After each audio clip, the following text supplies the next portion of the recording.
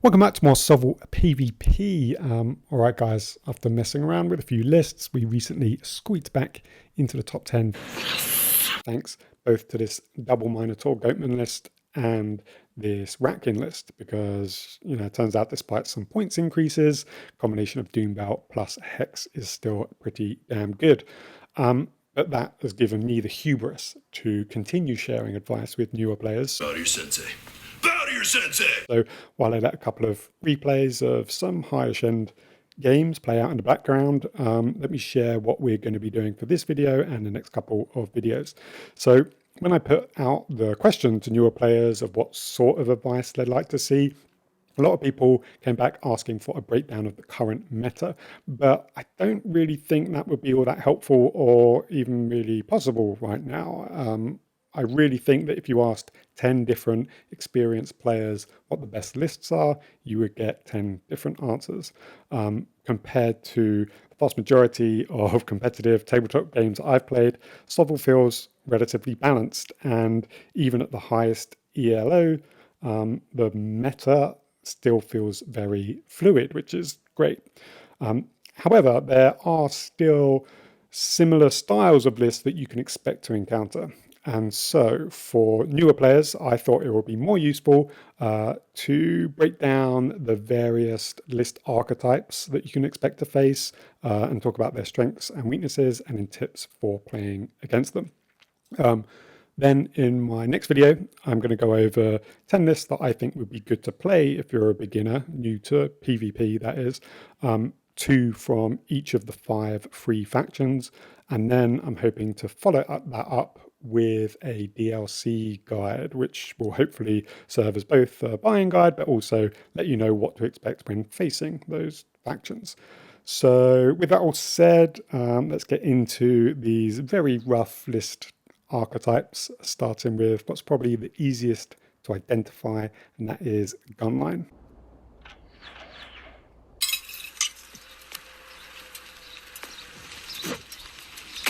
A Gunline army has a lot of shooting and just wants to sit back and eliminate or weaken the opponent's units before they get into melee. Gunlines can be good against lists that rely on 1 or 2 key pieces or have a low number of total wounds. Conversely, though, they can struggle against armies with a high number of total wounds, like some undead or goblin lists, and can have a really hard time playing the objective game.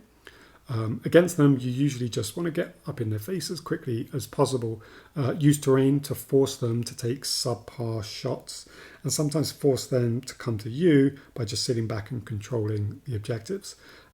Armies that can field some good gunline lists are both the elf factions, as you'd expect, the dwarves, and then to a lesser extent, Empire.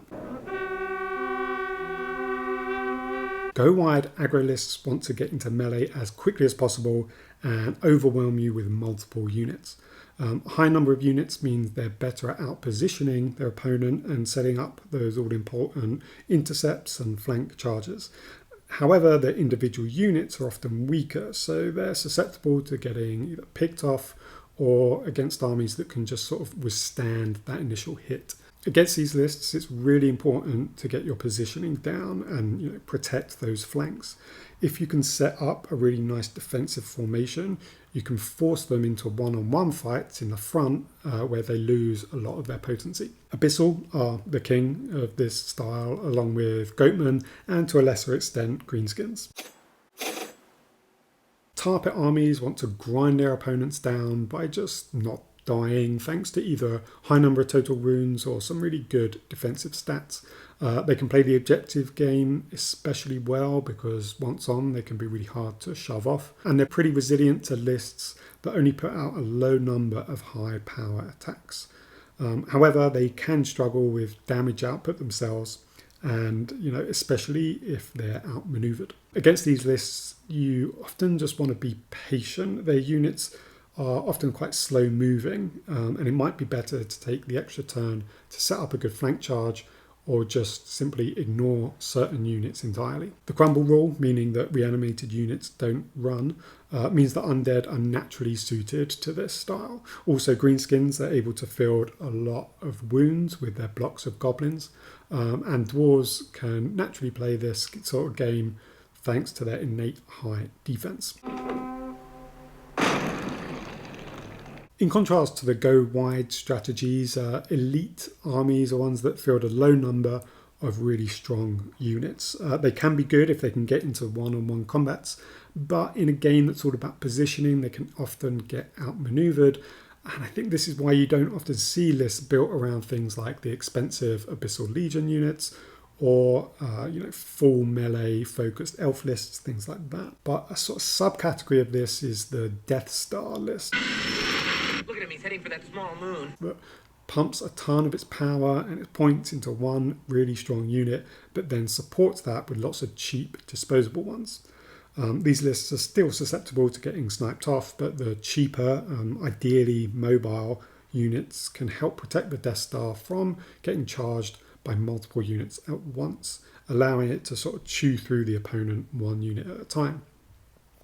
When you're playing against these lists, consider charging a dispensable unit to their death against the one big scary one, if it will mean it will just pin it for a turn and give you a chance to set up multiple charges on it next turn. Getting a really defensive unit like a giant or a big block of skeletons into it can also be good, as it's often enough just to hold up that one unit while the rest of your army can take out the chaff.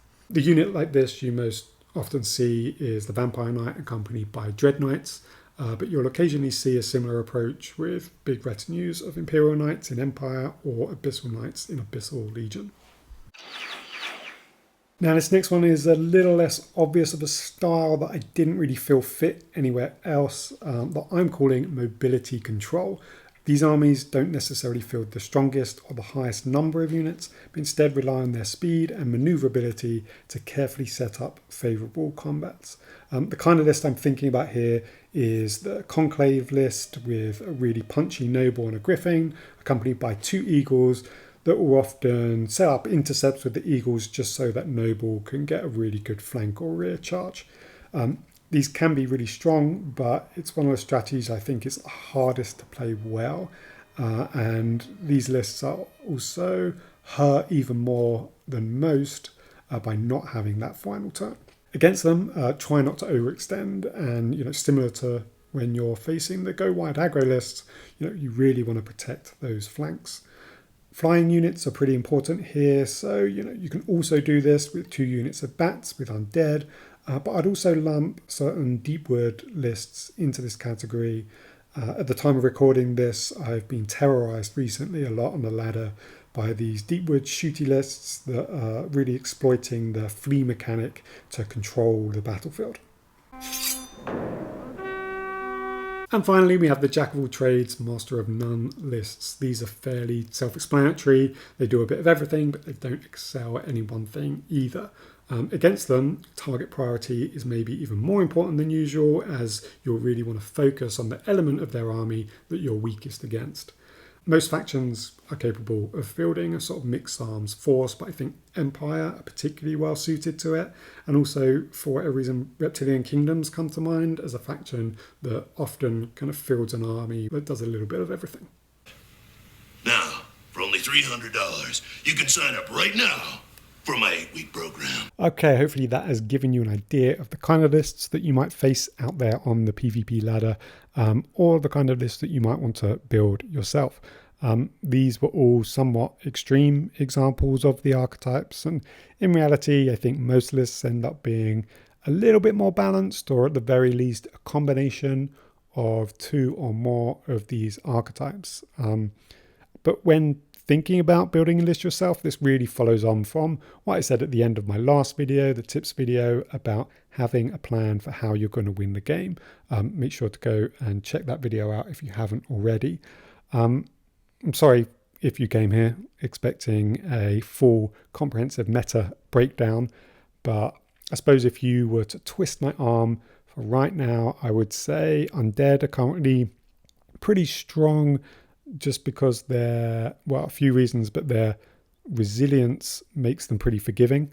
I'm always a fan of the aggressive goatmen lists.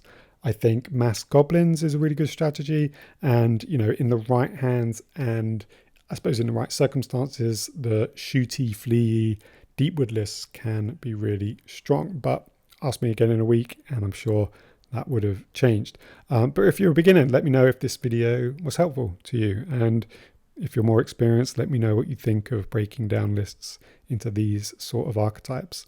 That was a bit of a shorter one, but as I said, next video I'm going to be breaking down my recommended list for beginners. So subscribe if you haven't already, like, comment, do all that good stuff for the YouTube algorithm. For more SOVL stuff, check out the PvP content creators in the description below and the Discord server. And until next time,